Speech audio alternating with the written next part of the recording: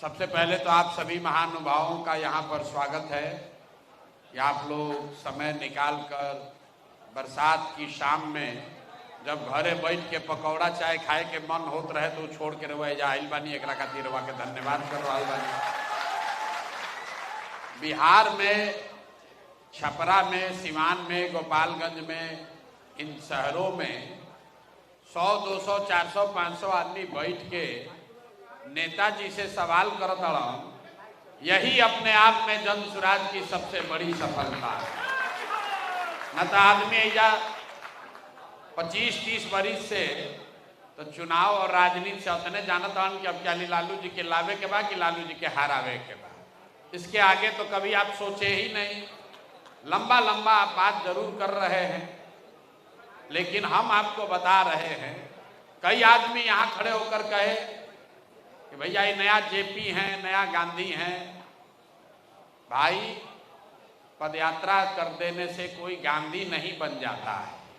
4 गो चुनाव जीत लेने से आप चाणक्य नहीं बन जाइएगा। नारा दे देने से आप जेपी नहीं बन जाइएगा। हम लोग बहुत छोटे लोग हैं, बहुत साधारण लोग हैं। ये बहुत बड़े बड़े लोगों का आप लोग नाम लेते हैं, जेपी, गांधी, चाणक्य, चंद्रगुप्त। ये सदियों में कोई 1-2 आदमी पैदा हुआ है। हम और आप इतना ही कर सकते हैं कि ये महानुभावों ने जो रास्ता दिखाया है उसको कुछ जीवन में आप फॉलो करने का कोशिश कर सकते हैं। खुद को जेपी और चाणक्य और महात्मा गांधी ना कहलाने की हमारी विद्वता है, ना हमारा वो चरित्र है, ना हम ऐसा कोई दावा करते हैं। आपसे भी आग्रह करेंगे, इस तरह का विशेषण मत दिया कीजिए किसी को, हमारे लिए नहीं, किसी को मत दीजिए। एक कोई चुनाव जीत गया कहता है चाणक्य है, एक कोई आदमी पैदल चल दिया कह दिए नए गांधी हैं। ऐसे अगर गांधी पैदा होने लगते तो हर दूसरे महीना कोई नया गांधी हो जाता। इतना आसान नहीं है। रह गई बात कि भाई आप जन स्वराज की इस सभा में आए हैं, कई लोग आशा अपेक्षा से भी आए हैं। समय निकाल कर जो भी आया है तो ये सोच कर ही आया है कि भाई कुछ अच्छा हो। आपकी चाहत है, कुछ आपकी अपनी शंकाएं भी हैं, कुछ आपका अपना डर भी है, कुछ आपने अपने सुझाव भी रखे हैं। तो सबसे पहले जो आपकी शंका है, भाई साहब ने कहा कि भाई आप पर भरोसा क्यों करें, आप पर भरोसा क्यों करें। 14 में भी तो क्यों आया था, उसने भी तो यही बात कही थी। 14 ही क्यों, आपको तो 52 से ही लोग बढ़िया बढ़िया बात बता रहे हैं।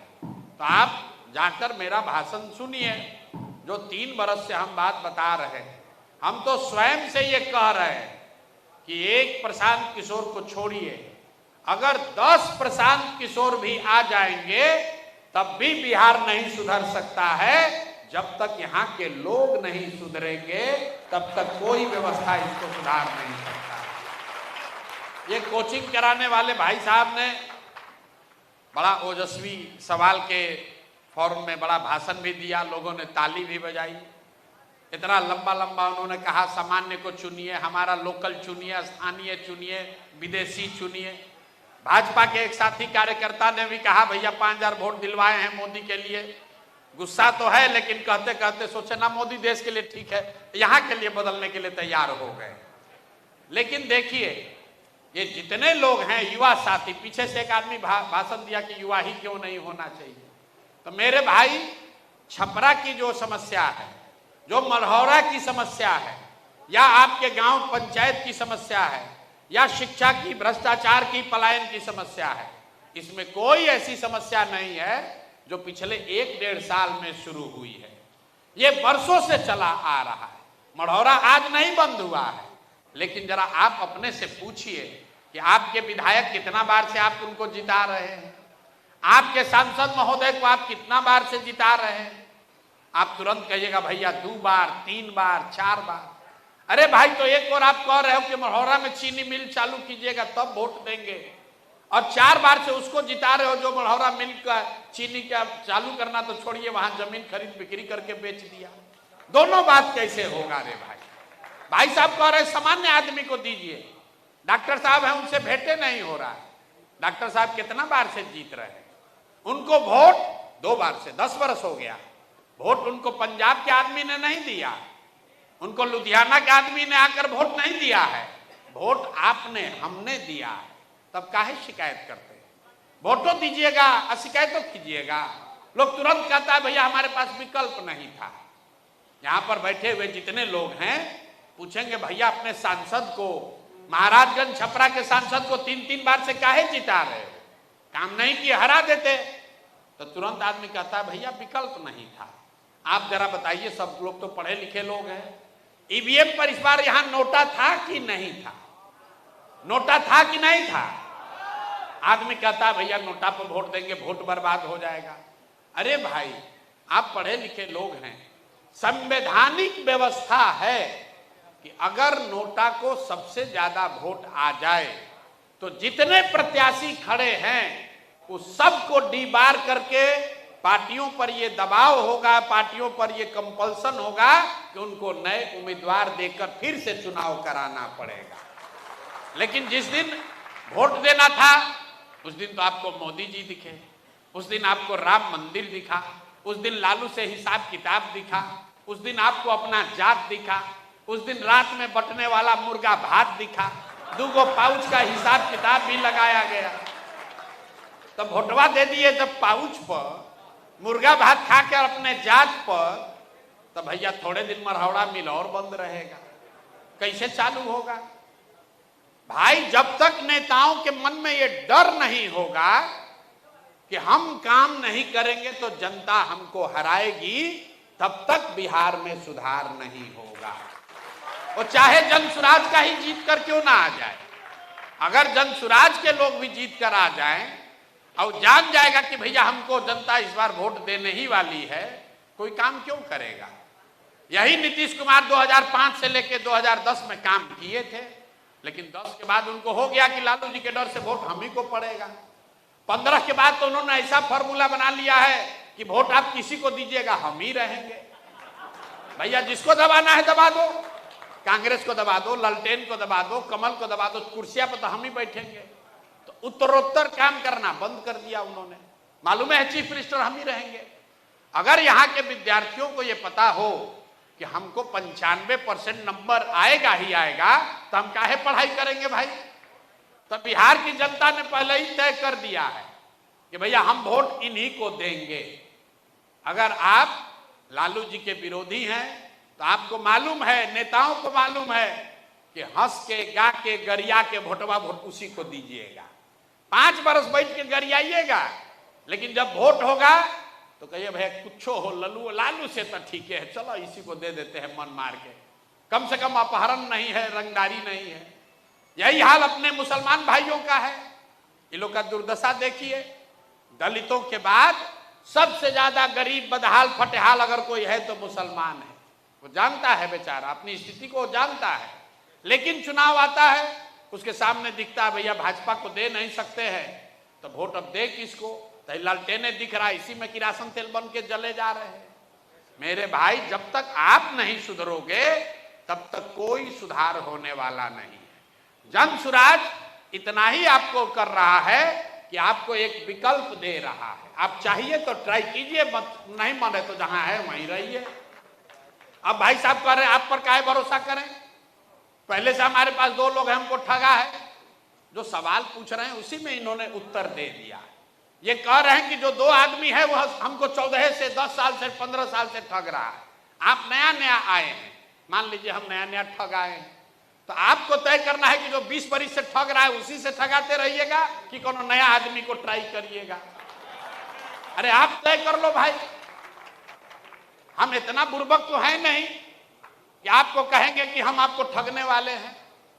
आप लोग जो ये सवाल पूछते हैं कि भैया आप पर भरोसा कैसे करें, तो आप ये बताइए कि मान लीजिए हमको आपका गला काटना है तो हम ये कहेंगे कि हम गला काटेंगे? तो इस सवाल पूछने का क्या मतलब है? लेकिन आपने सवाल पूछा है तो उत्तर तो देना पड़ेगा। तो मेरे भाई आपको जनसुराज पर भरोसा करना चाहिए कि नहीं, उसका उत्तर ये है कि मान लीजिए कि आपको चीनी का बीमारी है, डॉक्टर साहब के पास आप गए हैं इलाज कराने, डॉक्टर ने दवा दिया और साथ में ये कह दिया कि इलाज आपको करा रहे हैं, ये रोग ठीक नहीं होगा, अब संयम से रहिए, दवा खाते रहिए, चीनी मत खाइएगा, चावल मत खाइएगा, योगा कीजिए, पैदल टहलिए, तो तो आपका ये कंट्रोल में रहेगा। आप मन महसूस के आ गए, घर वालों ने पूछा तो आपने कहा भैया जो दशा है वही है, अब सुधरेगा नहीं। डॉक्टर साहब बोले हैं चीनी के रोग के साथ ही अब हमको अपना जीना पड़ेगा। कोई आपका मित्र दोस्त बताया कि भैया दिल्ली में एगो नया डॉक्टर आया है, उसके पास चीनी का रोग का इलाज है, आप टिकट उकट कटा के जाइएगा, और कुछ नहीं तो मोदी जी का वंदे भारत पकड़ के जाइएगा। वहां डॉक्टर साहब के पास आप पहुंच गए। आपने डॉक्टर को कहा कि सर सुने हैं कि आपके पास चीनी के रोग का इलाज है, तो डॉक्टर आपको बताएगा कि हाँ इलाज तो है, लेकिन नई दवा आई है अभी अमेरिका में, अभी इसका ट्रायल हुआ है, 50% संभावना है आपका चीनी का रोग ठीक भी हो सकता है, 50% संभावना है ठीक नहीं भी हो सकता है। आप क्या कहिएगा? आप तुरंत पूछेगा कि अच्छा इसको खाने से कोई नुकसान भी हो सकता है क्या? नई दवा है, नुकसान भी हो सकता है। डॉक्टर आपको बोलता है ना नुकसान कुछ नहीं होगा, लेकिन ठीक होने की संभावना 50% है। तो आप क्या कहिएगा? सर तुरंत दीजिए, ट्राई करके देखते हैं, नुकसान नहीं होगा, 50% ठीक हो जाए शायद। तो भैया जन सुराज वही नई दवा है, अगर इसको खाइएगा तो ठीक हो भी सकता है, ठीक नहीं भी हो सकता है। तो यहाँ जितने लोग होशियार लोग बैठे हैं, आप लोग तय कर लीजिए कि वो दवा खाना है जिसको खा खा के थक गए हैं, जानते हैं कि इससे ठीक नहीं होना है, तो एक्सपायर दवा खाना है कि मार्केट में जो नया दवा आया है जिसमें 50% संभावना है लेकिन है तो भाई सुधरने का, तो कौन दवा खाना है आप तय कर लीजिए। तो जो राजद है, भाजपा है, जदयू कांग्रेस है, ये पुरानी दवा है। आप देख लिए, जांच लिए, परख लिए, मदद करके गरिया के उलट के पुलट के देख लिए, इससे सुधरने वाला नहीं है। अब एक नया प्रयास, एक नई दवा जन सुराज के तौर पर आई है, आप इसको ट्राई करके देखिए। नहीं ठीक होगा तो 5 वर्ष के बाद इसको भी पलट दीजिएगा, उसमें क्या दिक्कत है? अरे भाई 5 वर्ष का ही तो समय आपको देना है, 5 वर्ष में जीवन नहीं बदलेगा। 35 वर्ष से लालू नीतीश पर अटके हुए हैं, तो 5 वर्ष नए दवा ट्राई करके देख लीजिए, शायद काम हो जाए।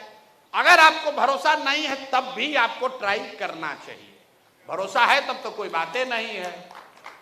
2-3 बातें जो लोगों ने कहा बताया, अधिवक्ता लोग 4 को 5 को हमेशा रहते हैं इस तरह की मीटिंग में, ए भैया अधिवक्ता के लिए क्या कीजिएगा, कोई शिक्षक है कहता भैया शिक्षक के लिए क्या कीजिएगा।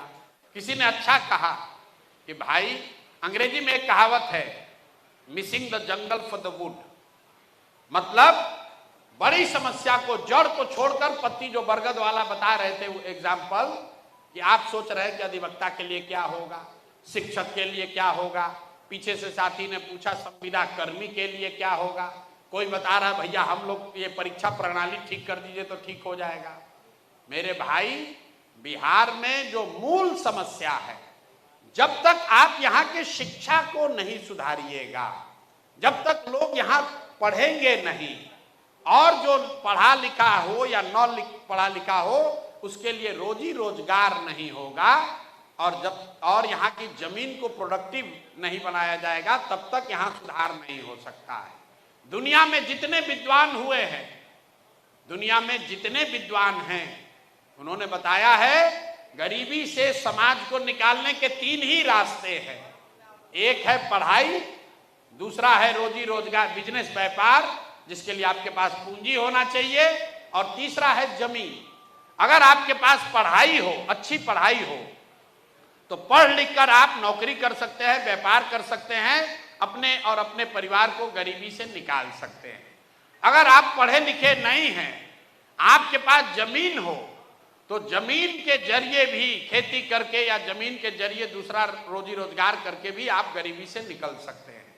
और जिसके पास दोनों नहीं है, उसके पास अगर पूंजी हो, पैसा हो, तो कोई ना कोई छोटा मोटा रोजी रोजगार व्यापार करके भी आप अपना जीवन सुधार सकते हैं। बिहार के समाज को अगर आप ध्यान से देखिएगा तो यहाँ पर 2/3 से ज्यादा लोगों के पास ये तीनों में तीनों चीज नहीं है। यहाँ 2/3 से ज्यादा लोगों के पास न पढ़ाई है, न जमीन है, न पैसा पूंजी है। इसीलिए आपको इतनी गरीबी दिखती है। देश भर में तरक्की हो रही है, लेकिन बिहार में गरीबी कम नहीं हो रहा है, इसलिए कि यहाँ ज्यादातर लोग जो गरीब आदमी है उसके और उसके बच्चों के पास पढ़ने की सुविधा नहीं है। जो जमीन की बात है, बिहार में 100 में 60 आदमी के पास एक धूर जमीन नहीं है। ये आंकड़ा याद रखिए। यहाँ समाजवाद का बात लोग करते हैं, सामाजिक न्याय की राजनीति होती है, लेकिन बिहार में 100 में 60 आदमी उसके पास 1 इंच जमीन नहीं है। देश में 100 में 38 आदमी के पास जमीन नहीं है, लेकिन बिहार में 100 में 60 आदमी के पास जमीन नहीं है। और तीसरा, पूंजी की जो बात है, बिहार में रहने वाले 100 में 80 लोग, ध्यान से याद रखिए, 100 में 80 आदमी आज भी दिन में 100 रुपया भी नहीं कमाता है। 100 रुपया भी नहीं कमा रहा। आप जैसे लोग ये भी पूछते हैं कि ऐसा कैसे है कि 100 रुपया नहीं कमाएगा, 300 रुपया तो भैया मजदूरी है। मेरे भाई, अगर 300 रुपया मजदूरी किसी को मिल रहा है, उसके परिवार में पत्नी बाल बच्चा लेके 5 आदमी है, तो उसको प्रति व्यक्ति प्रतिदिन 60 रुपया ही मिला, और वो भी मजदूरी 30 दिन नहीं मिली, 15 दिन मिला, तो उसको प्रति व्यक्ति प्रतिदिन 30 रुपया ही हुआ। तो आपके पास पढ़ाई का साधन है नहीं, जमीन से खेती करने का उपाय है नहीं, और रोजी रोजगार करने के लिए पैसा पूंजी है ये नहीं है, तो कैसे गरीबी खत्म होगा? जिसको चुनना है चुन दीजिए। सरकार चाहे सड़क बना दे कि बांध बना दे, सरकार चाहे बिजली ला दे या ट्रेन चला दे, आपकी हमारी गरीबी खत्म नहीं हो सकती है। बिहार में गरीबी तब खत्म होगी जब यहाँ पर बच्चों के पढ़ने की व्यवस्था होगी। गरीबी खत्म तब होगी जब जमीन का सही बंटवारा हो, जमीन के ओनरशिप को, लैंडलेसनेस को कम किया जाए, और जिसके पास जमीन है उसकी प्रोडक्टिविटी को बढ़ाया जाए। और तीसरी बात, हर युवा साथी के हाथ में वो पैसा पूंजी मुहैया कराया जाए ताकि घर घर रोजी रोजगार हो। तो पूरी जो जन सुराज का जो प्रयास है वो सिर्फ इसी 3 बात के लिए है। पहला बात, हम लोग क्या कह रहे हैं कि 15 साल से कम उम्र के बच्चों के लिए बिहार में इतनी अच्छी शिक्षा की व्यवस्था बना दी जाए कि वो जीवन में कभी व्यवस्था पर बोझ न बने। तो ये व्यवस्था कैसे बनेगा, ये तो सब लोग कहता है। इसके लिए जन सुराज ने 2 रास्ते बताए। पहला रास्ता बताया गया कि हर प्रखंड में कम से कम 5 विद्यालयों को नेतरहाट के स्तर का बनाया जाए। ये क्यों कहा जा रहा है?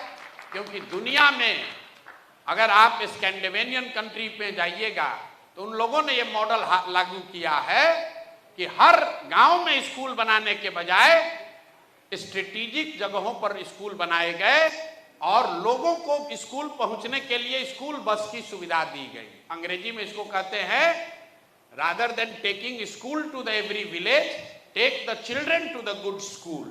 तो हम अभी बिहार के सारे प्रखंड को आप मैप कीजिएगा तो कोई ऐसा प्रखंड नहीं है जहां 5 जगहों पर अगर अच्छे विद्यालय बना दिए जाएं और गांव में स्कूल बस की सुविधा दे दी जाए, तो कोई ऐसा गांव नहीं है जहां से 20 मिनट के अंदर बच्चे स्कूल तक नहीं पहुंच सकेंगे। तो हम लोग की सोच क्या है कि जन सुराज ये कह रहा है कि अगर हर प्रखंड में 5 नेतरहाट के जैसे विद्यालय बनाने में करीब करीब हर साल 15 से 20 हजार करोड़ रुपया खर्च होगा। मतलब अगर हर प्रखंड में 5 नेतरहाट के जैसा विद्यालय बनाना है तो 1 लाख करोड़ रुपया चाहिए। उतना पैसा तो बिहार में है नहीं।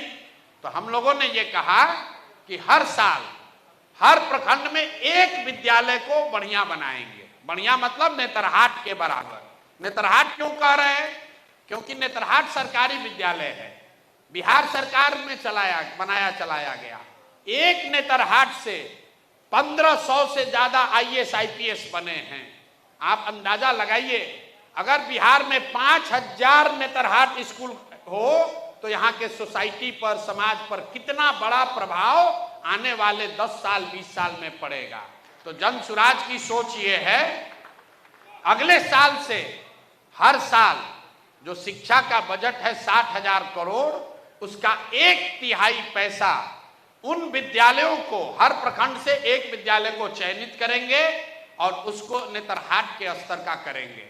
और आने वाले 5 वर्ष में हर प्रखंड में अगले चुनाव से पहले आपको 5 नेतरहाट जैसा विद्यालय दिखेगा।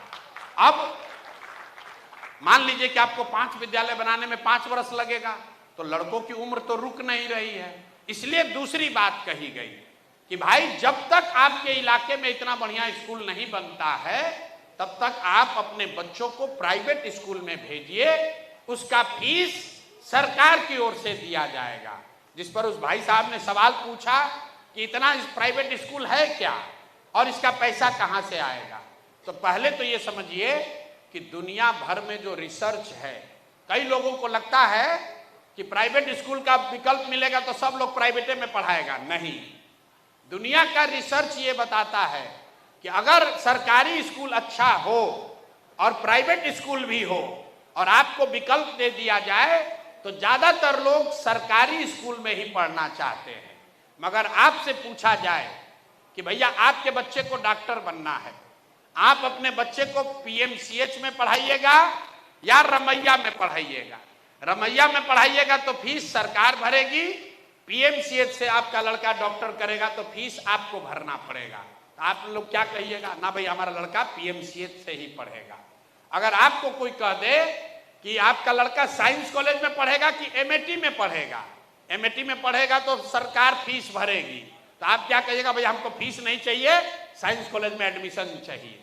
तो अगर सरकारी व्यवस्था सुधर जाए तो ज्यादातर लोग सरकारी व्यवस्था में ही रहना चाहेंगे। सिर्फ शिक्षा के लिए नहीं है, यहां बैठा हुआ आदमी अगर आप बीमार पड़ जाए, भगवान ना करे बीमार पड़ जाए, आपको कोई कहे एम्स में जाइएगा कि अपोलो में जाइएगा, आप कहिएगा भैया एम्स में सीट मिल जाए तो वहीं जाएंगे। ये पूरे दुनिया का रिसर्च है।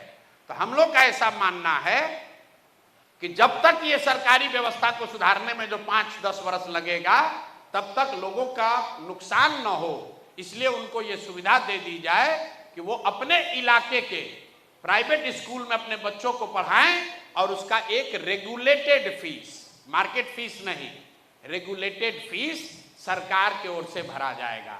अब आप समझिए, आप पूछे भैया पैसा कहां से आएगा, तो भैया जो सरकारी स्कूल चलता है उसमें जो बच्चे पढ़ते हैं ये फ्री नहीं है। ये बिहार में स्कूल में पढ़ने वाले, प्राथमिक और माध्यमिक स्कूलों में पढ़ने वाले बच्चों पर हर साल आपका हमारा सरकार, आपका हमारा 864 रुपया प्रति बालक प्रति महीना खर्च कर रही है। स्कूल में स्कूल चलाना फ्री नहीं है। 864 रुपया पिछले वित्तीय वर्ष में खर्च किया गया है हर उस बालक को पढ़ाने में जो कि सरकारी स्कूल में पढ़ रहा है। और जबकि उसी इलाके में जाइएगा, गांव देहात में आप लोग रहे होंगे, तो आप जाकर देख लीजिए ज्यादातर स्कूलों में फीस 500, 600, 700, 800 रुपया से ज्यादा कहीं नहीं है। तो सरकारी स्कूल से अगर 1/3 बच्चे या 40% बच्चे प्राइवेट में जाने भी लगे तो उससे सरकार पर कोई अलग से आर्थिक लोड नहीं आएगा। ये हम लोग की सोच है। अगर इन दोनों चीज को करेंगे तो निश्चित तौर पर आने वाले समय में बिहार में देश की सबसे अच्छी प्राथमिक और माध्यमिक शिक्षा की व्यवस्था बनाई जा सकती है। कुछ लड़के पूछते हैं भैया यूनिवर्सिटी का बात आप नहीं करते हैं। यहां पर राजद के नेता है तेजस्वी यादव, उन्होंने कहा कि प्रशांत किशोर तो स्कूल बनाने का बात कर रहा, हम वर्ल्ड क्लास यूनिवर्सिटी बनाएंगे। तो हमसे लोगों ने पूछा भाई आप यूनिवर्सिटी का बात नहीं करते हैं, तो आपको हम बता रहे हैं क्यों नहीं करते। पूरे बिहार में 15% सामान्य परिवार के 15% बच्चे ही 12वीं पास करते हैं। दलित समाज के सिर्फ 3% बच्चे ही 12वीं पास करते हैं। अति पिछड़ा और मुसलमानों में 5 से 7% लड़के ही 12वीं पास कर रहे हैं। अगर आप राज्य का औसत देखेंगे तो जितने युवा साथी हैं उसमें 10% लड़के भी 12वीं पास नहीं करते हैं। तो जो लोग सामाजिक न्याय का राजनीति करता है, वंचित और पिछड़ों की बात करता है, उससे आप पूछिए कि अरे भाई तुम वर्ल्ड क्लास यूनिवर्सिटी बना भी दोगे तो उसमें पढ़ेगा कौन। जब आपका बच्चा 12वीं नहीं पास कर रहा है तो यूनिवर्सिटी में कौन पढ़ेगा, उसमें यूपी से और बंगलोर से आदमी आकर पढ़ेगा। हम यूनिवर्सिटी जन सुराज बनाना चाहता है यूनिवर्सिटी बढ़िया होना चाहिए, लेकिन जब तक आप स्कूल की व्यवस्था को नहीं सुधारिएगा तब तक यूनिवर्सिटी सुधारने का कोई फायदा नहीं है। तो हम लोग की जो शिक्षा की पहले 5 वर्ष का जो फोकस है वो इस पर है कि देश का सबसे अच्छा प्राथमिक शिक्षा व्यवस्था बिहार में बनाई जाए। तो ये शिक्षा हम लोग इस तरह से सुधारना चाहते हैं। दूसरी बात जो पूंजी और पलायन को लेकर है, और तीसरी भूमि की बात, यही 3 बात आपको खाली कहेंगे। लैंड की प्रोडक्टिविटी को कैसे बढ़ाया जाए, तो हम लोग कह रहे हैं कि जन सुराज जब आएगा तो एक व्यापक भूमि सुधार कानून लागू किया जाएगा। कई लोगों ने हमको कहा कि भैया भूमि सुधार का बात कीजिएगा तो सवर्ण जातियां जो हैं वो नाराज हो जाएंगी।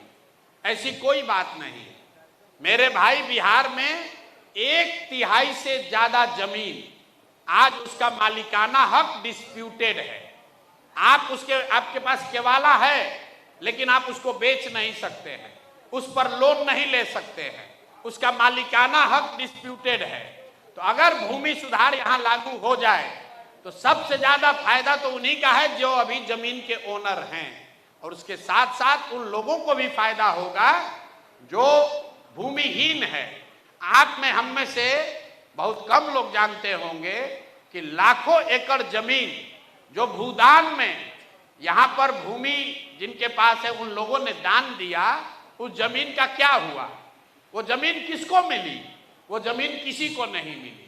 वो जमीन का पट्टा किसी को मिल गया, रसीद किसी को मिला, वो कब्जे में किसी और के है, केवाला उसका किसी और के पास रह गया, जिसने दान दिया था वो वापस ले लिया।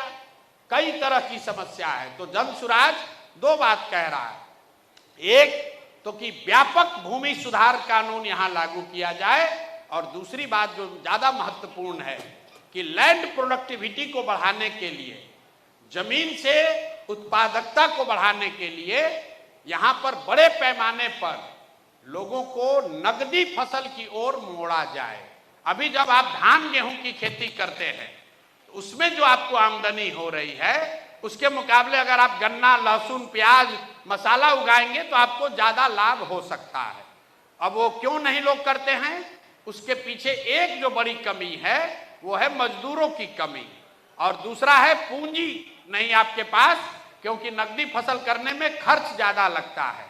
तो जन सुराज ने उसके 2 रास्ते बताए कि जैसे ही जन सुराज की व्यवस्था बनेगी तो मनरेगा को कृषि से जोड़, और जो किसान भी नकदी की फसल करना चाहता है उसको मनरेगा के तहत मजदूर मुफ्त में दिया जाएगा, ताकि वो धान गेहूं की खेती छोड़कर कोई नकदी फसल की खेती करे।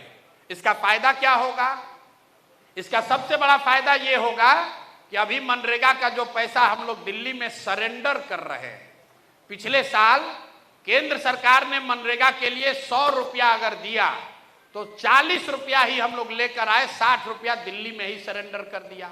और जो 40 रुपया लेकर आया उसमें भी 30 से 40% घूस में भ्रष्टाचार का भेंट चढ़ गया। लेकिन अगर हम लोग मनरेगा को कृषि से जोड़ देंगे तो जो मनरेगा का मजदूर है उसकी बाहर पलायन की स्थिति रुकेगी, और जिस किसान को भी ये मजदूर मिलेगा वो मजदूरी उससे कराएगा, उससे काम कराएगा, उससे लैंड की प्रोडक्टिविटी बढ़ेगी। बिहार में कुल 55 लाख हेक्टेयर जमीन है जहां खेती हो सकती है। 55 लाख हेक्टेयर जमीन जो है वो कल्टीवेबल लैंड है। उसमें से सिर्फ 2 लाख हेक्टेयर जमीन में ही नकदी की फसल होती है। बाकी 53 लाख हेक्टेयर में सिर्फ धान, गेहूं, मकई, बाजरा हो रहा है। तो हम लोग का लक्ष्य है कि कम से कम 15 से 20 लाख हेक्टेयर में, मतलब 1/3 जमीन में नकदी की फसल हो, मसाले की, सब्जी की खेती हो, फल की खेती हो, ताकि यहां प्रति एकड़ आमदनी लोगों की बढ़े। बोलचाल की भाषा में बिहार में जो खेती है अभी ये खाने वाली खेती है। आप गांव देहात में सुनते हैं लोग कहता है रोपनी करने आए हैं, कमाने के लिए लुधियाना जाएंगे। भैया कटिया करे आई बानी, एकरा बाद जाई कोयम्बटूर में फैक्ट्री में कमाए। मतलब खेती जो है यहाँ पर लोगों के लिए खाने का जरिया है, कमाने का जरिया नहीं है। तो जन सुराज खेती को खाने वाली खेती से कमाने वाली खेती बनाना चाहता है। इससे फायदा ये होगा कि बड़े पैमाने पर यहाँ पर सब्जी, फल, मसालों की खेती होगी, लोग किसानी से जुड़ेंगे और बहुत बड़े पैमाने पर जो कृषि से जुड़े हुए मजदूर हैं उनका पलायन बंद हो जाएगा। तो ये खेती के लिए 2 बात। और अंतिम बात कह के अपनी खत्म करेंगे। जो सबसे बड़ी बात है, रोजगार कहां से आएगा, पलायन कैसे रुकेगा। जन सुराज ने जो सबसे बड़ी बात कही है कि साल भर के अंदर किसी भी व्यक्ति को बिहार में, ध्यान से इसको याद रखिए, किसी भी व्यक्ति को मजबूरी में अपने बाल बच्चों का पेट पालने के लिए 10-12 हजार के मजदूरी के लिए बिहार छोड़कर बाहर नहीं जाना पड़ेगा। ये कैसे होगा, इसका पूरा ब्लूप्रिंट हम लोगों ने जारी किया है। पलायन को पिछले 3 बरस से जो हमने अध्ययन किया है, पलायन के 3 पहलू हैं। सिर्फ मजदूरों का, लोगों का पलायन नहीं है, बिहार में सबसे बड़ा पूंजी का पलायन है। पूंजी के पलायन से क्या मतलब है, पूंजी का पलायन का मतलब यह है कि जो पैसा आप और हम कमाने के बाद, खर्चे के बाद जो जमा करते हैं, पूंजी अपना बनाते हैं, उस पैसे को आप बैंक में रखते हैं। बैंक में ही ज्यादातर आदमी पैसा रखता है। वो पैसा बैंक वाले यहां से ट्रांसफर कर रहे हैं दूसरे राज्यों में। ये रिजर्व बैंक का आंकड़ा है जिसको कहते हैं CD ratio, credit deposit ratio. मतलब कितना पैसा आपने, हमने मिलकर बैंक में बिहार में जमा किया और बैंक वालों ने उस पैसे का क्या किया। तो पूरे देश में इस रेशियो का आंकड़ा है 70%। मतलब भारत भर के लोगों ने यहाँ के बैंकों में जो पैसा रखा, 100 रुपया रखा, तो 70 रुपया बैंकों ने वापस उनको ऋण के तौर पर, लोन के तौर पर दिया, ताकि लोग रोजी रोजगार कर सके, अपना घर बना सकें, गाड़ी खरीद सकें, पढ़ाई कर सकें, कृषि कर सकें। ये काम आप बैंक से लोन लेकर करते हैं। बिहार में ये आंकड़ा कितना है, 40%। मतलब अगर हम लोग 100 रुपया बैंक में जमा करते हैं तो सिर्फ 40 रुपया ही बैंक वाला आपको लोन के तौर पर देता है। बाकी का पैसा कहां जाता है, बाकी का पैसा जाता है गुजरात, तमिलनाडु, आंध्र प्रदेश, तेलंगाना, केरल, कर्नाटक। वहां पर सीडी रेशियो कितना है, वहां उन राज्यों में सीडी रेशियो है 90, 95, 100। मतलब अगर तेलंगाना में लोगों ने 100 रुपया बैंक में रखा तो बैंकों ने 95 रुपया लोन दिया। और बिहार में अगर आपने 100 रुपया रखा तो बिहार के लोगों को 40 रुपया मिला, 60 रुपया बाहर चला गया। इसका असर क्या होता है, पिछले वित्तीय वर्ष में बिहार के लोगों ने कुल 4,21,000 करोड़ रुपया बैंक में जमा किया। ध्यान से याद रखिए, याद नहीं रहेगा तो जाकर गूगल पर आरबीआई का आंकड़ा देखिएगा, दूसरा कोई नहीं बताएगा। पिछले साल बिहार में हमने, आपने, सबने मिलके 4,21,000 करोड़ रुपया बैंक में जमा किया और बैंकों ने लोन के तौर पर 1,61,000 करोड़ रुपया वापस समाज को दिया। बाकी का पैसा कहां गया, बाकी का पैसा करीब करीब 2.5 लाख करोड़ रुपया बैंकों ने दूसरे राज्य में भेज दिया। और ये आज नहीं हुआ है, 1990 से लगातार यही होता आ रहा है।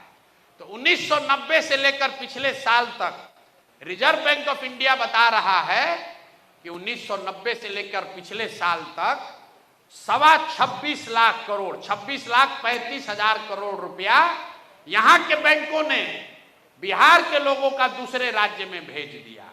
आप अंदाजा लगाइए, आप एक मरहोड़ा मिल के लिए झगड़ा कर रहे हैं, एगो कोई रेलवे का चक्का का फैक्ट्री लगा दिया तो आप सोचते हैं रोजगार आएगा।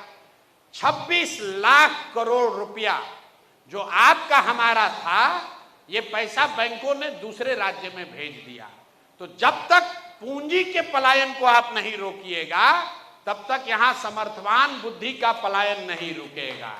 तो जन सुराज ये कह रहा है कि भैया सबसे पहले यहां से पूंजी का पलायन रुकना चाहिए। जैसे ही पूंजी का पलायन रोकेंगे तो बुद्धि का पलायन अपने आप रुकेगा। और जिस दिन पूंजी और बुद्धि का पलायन रुक गया, बिहार में इतना रोजी रोजगार हो जाएगा कि अपने आप लोगों का पलायन, मजदूरों का पलायन रुक जाएगा। अब आप पूछिएगा कि इतना बड़ा आप ज्ञान दे रहे हैं, ये अभी तक कोई दूसरा बात क्यों नहीं किया? ये तो बैंक को आप कैसे सुधार दीजिएगा? बैंक का मर्जी है? बैंक का मर्जी नहीं है, ये संवैधानिक व्यवस्था है। बैंक को ये जिम्मेवारी है कि कम से कम 70% पैसा उसको समाज को वापस करना है। ऐसा नहीं है कि बैंक में जो रुपया रखिएगा वो सब स्टॉक मार्केट में लगा देगा। बैंकों का रेगुलेशन है कि 70% पैसा उसको लोन के तौर पर देना है। इसके मॉनिटरिंग के लिए देश के स्तर पर प्रधानमंत्री, देश के स्तर पर प्रधानमंत्री के चेयरमैनशिप में कमेटी है। फिनांस मिनिस्टर हर 15 दिन पर इसकी मॉनिटरिंग करती हैं, रिपोर्ट आरबीआई जारी करता है कि बैंक वाले ये पैसा वापस दे रहे हैं कि नहीं दे रहे हैं। आरबीआई बाकायदा इसका आंकड़ा जारी करता है। राज्य के स्तर पर भी इस कमेटी का मुखिया मुख्यमंत्री है। तो अब आप कहिएगा कि यहाँ क्यों नहीं हो रहा है? तो यहाँ जैसे टीचर, दरोगा, सिपाही, बीडीओ, सीओ, डॉक्टर मुख्यमंत्री का बात नहीं मान रहा है, वैसे बैंक वाला भी उनका बात नहीं मान रहा है। और दूसरी बात यह है कि यहाँ ज्यादातर लोगों को इसकी समझ ही नहीं है। मैं आपको दावा कर रहा हूं, आप किसी भी नेता को, जिसको आप बिहार का सबसे प्रकांड विद्वान समझते हैं, उसको बुलाकर कहिए कि भाई प्रशांत किशोर कह रहा है कि 26 लाख करोड़ रुपया बैंकों ने यहां से ट्रांसफर किया, इस पर आपको क्या कहना है? सीडी रेशियो के बारे में आपको क्या कहना है? तो कहेगा ये क्या होता है भाई?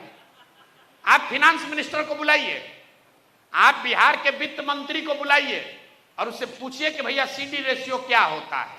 आरबीआई रोज नोटिस जारी कर रहा है, आरबीआई रोज नोटिस जारी कर रहा है कि भाई सीडी रेशियो सुधारो, लेकिन बिहार सरकार कान पर जूं इसके नहीं रेंग रहा।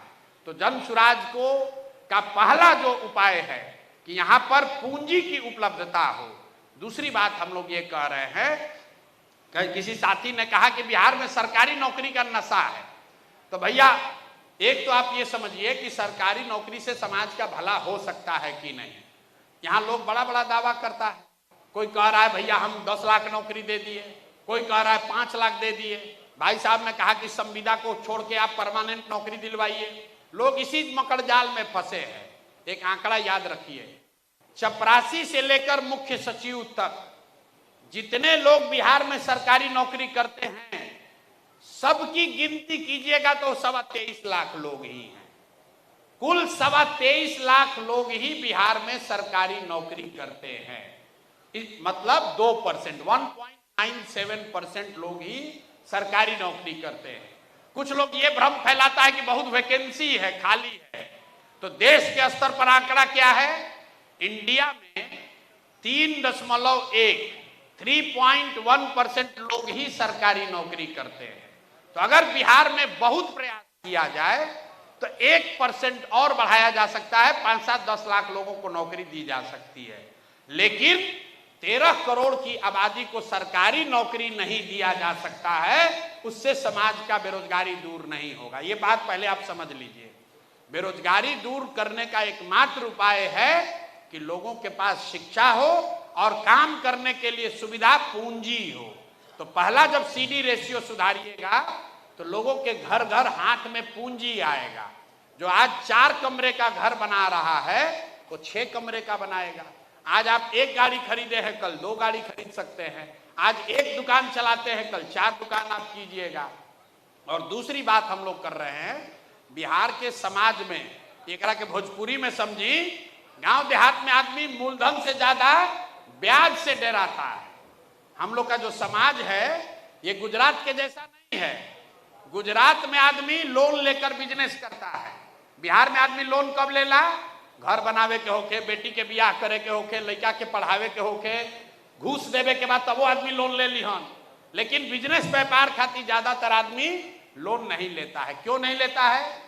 उसको ब्याज से डर लगता है। गौवा में आदमी कहेला चक्रवृद्धि ब्याज हो जाई, बर्बाद हो जाइब, मूलधन तो जितना रहे ओकरा से ज्यादा लोन देवे पड़ी, ब्याज देवे पड़ी। इस मेंटालिटी को, इस मानसिकता को खत्म करने के लिए ये एक दिन में नहीं होगा, लेकिन 10-20 वर्ष में हम लोग का प्रयास है कि समाज में पैसा लेकर रोजी रोजगार करने का ये प्रवृत्ति शुरू हो। उसके लिए हम लोग एक इंटरेस्ट सबवेंशन स्कीम बता रहे हैं। अभी जब आप लोन लेते हैं बिजनेस व्यापार करने के लिए तो आपको 10% 12% ब्याज लगता है। तो सरकार जब जन सुराज की बनेगी तो हम लोग कह रहे हैं कि अगर आप रोजी रोजगार के लिए लोन लेना चाहते हैं तो आपको 10-12% नहीं 4% ब्याज पैसा मिलेगा और 6% ब्याज सरकार भरेगी। क्यों भरेगी? क्योंकि आप जो रोजी रोजगार करेंगे उससे रोजगार का यहां अवसर पैदा होगा और इससे फायदा क्या होगा?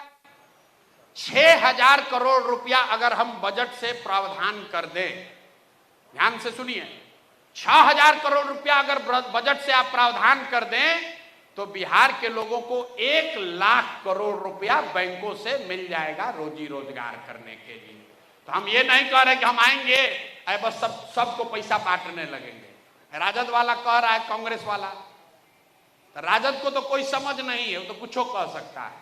इसीलिए हमने कहा कि भाई कांग्रेस वाला कह रहा है कि हम 2,500 रुपया हर महिला को देंगे। अब सब लोग, आप लोग विद्वान लोग हैं, अपना अपना मोबाइल खोलिए, आप जरा समझिए, अगर हर महिला को 2,500 रुपया दिया जाए तो बिहार में 6 करोड़ महिला है। अगर नाबालिगों को हटा दिया जाए तो भी 4.5 करोड़ महिला हुई। 4.5 करोड़ महिला को हर महीना 2,500 रुपया दोगे तो साल भर में 1,50,000 करोड़ से ज्यादा रुपया चाहिए।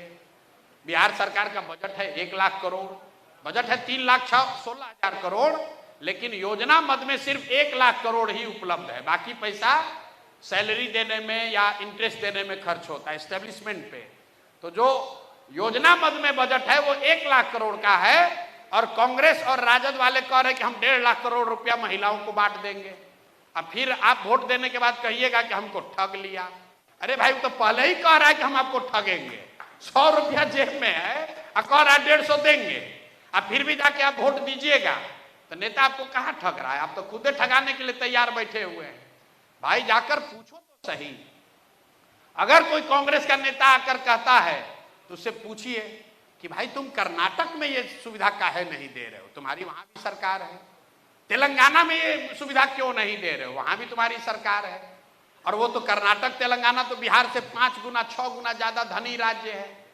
इस देश में दिल्ली और गोवा, उसके अलावा 1-2 और छोटा राज्य को अगर आप हटा दीजिए तो किसी राज्य की ताकत नहीं है कि वो अपने सभी महिलाओं को 2-2,500 रुपया हर महीना दे दे। महाराष्ट्र जैसे धनी राज्य में भी अभी जो लाडली बहना स्कीम चल रही है वो सिर्फ 1,500 रुपए देते हैं, वो भी कंडीशनल है। 1 करोड़ महिलाओं को दे रहे हैं। अब बिहार में तेजस्वी यादव कह रहे हैं कि हम 6 करोड़ महिला को 2,500 रुपया दे देंगे। लोग फिर मछली के तरह जाल में फंस के उसको वोट दे देगा और फिर कहेगा कि भैया हमको तो बड़ा ठग लिया। अरे भाई, जो आपके आंख के सामने है। हम लोग जो बात कह रहे हैं, अगर कह रहे हैं कि पलायन रोकेंगे तो उसका पूरा स्कीम बता रहे हैं। उस स्कीम पर कितना पैसा खर्चा होगा ये बता रहे हैं।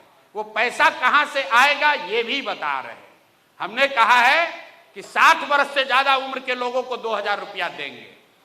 अगर आप 60 वर्ष से ज्यादा उम्र के हर व्यक्ति को, बिहार में हर व्यक्ति को 2,000 रुपया दीजिएगा तो यहां पर 1,25,00,000 लोग ऐसे हैं जिनका उम्र 60 वर्ष से ज्यादा है। सरकार उनको पहले 400 दे रही थी, अभी 1,100 दे रही है। इसको 2,000 करने में कुल जमा 4,500 करोड़ रुपया का एक्स्ट्रा खर्च होगा, जो कि पूरे बजट का 1.5% है। 3.25 लाख करोड़ के बजट का सिर्फ 1.5% पैसा अगर एक्स्ट्रा खर्च किया जाए तो बिहार के सभी बुजुर्गों को 2,000 रुपया महीना दिया जा सकता है। और हम लोग क्यों कह रहे हैं कि ये देंगे? क्योंकि वो बुजुर्ग अब वापस जाकर पढ़ नहीं सकते हैं। बिहार में वो मजदूरी रोजी रोजगार नहीं कर सकते हैं। तो वो आपकी हमारी समाज की जिम्मेवारी है। तो जो बच्चे हैं उनको पढ़ाना है, जो युवा है उसके हाथ में काम देना है, और जो काम नहीं कर सकता है, पढ़ नहीं सकता है, उसकी मदद करनी है सबको फ्री में रुपया नहीं बांटना है, क्योंकि उतना रुपया है नहीं, और अगर आप बांट भी दीजिएगा तो उससे भला नहीं होगा। ये जन सुराज की सोच है। बाकी आप जो बता रहे कि शिक्षा की प्रणाली को सुधार दीजिएगा तो सब रुक जाएगा, ऐसा कभी बजूका सुझाइए मत। इस देश में कभी किसी ने कहा कि जन लोकपाल बना देंगे तो भ्रष्टाचार खत्म हो जाएगा। हुआ खत्म? किसी भी समस्या का कोई एकदम सीधा इतना नहीं उत्तर है कि बस कल आइएगा और परसों सुधर जाएगा। ये 50 वर्ष 60 वर्ष से बिगड़ी हुई व्यवस्था है। इसको 50 दिन में नहीं सुधारा जा सकता है। इसको किसी एक व्यक्ति ने नहीं बिगाड़ा है और कोई एक व्यक्ति सुधार भी नहीं सकता है। अगर पूरे समाज ने मिलकर बिगाड़ा है, 30-40 साल में बिगड़ा है, पूरा समाज मिलकर प्रयास करेगा तब जाकर कहीं 5-10 वर्ष में बिहार की स्थिति सुधरेगी। अगर नहीं लगेंगे तो सुधार नहीं होगा। एक अंतिम बात, बहुत सारे लोग समझते हैं बात तो बढ़िया है, प्रयास तो होना चाहिए, लेकिन जीतेंगे कि हारेंगे? मेरे भाई, बिहार को अगर सुधारना है तो प्रयास आप कीजिए या हम करें। प्रयास आज हो या 20 वर्ष के बाद हो, करना तो किसी न किसी बिहार के आदमी को ही पड़ेगा। अब तय आप कर लीजिए कि उस प्रयास में आप कंधा लगाना चाहते हैं या कि बाहर बैठ के खाली कमेंट्री करना चाहते हैं।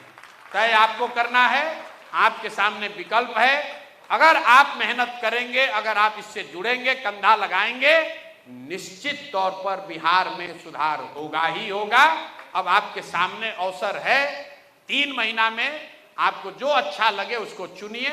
आपने कहा कि प्रत्याशियों के चयन में पारदर्शिता नहीं है, तभी प्रत्याशी का चयन हुआ कहाँ? जब हो जाने दीजिए, पहले मथा जाने दीजिए, तब न देखिएगा कि उससे मक्खन निकला या कि फटा हुआ पनीर निकला।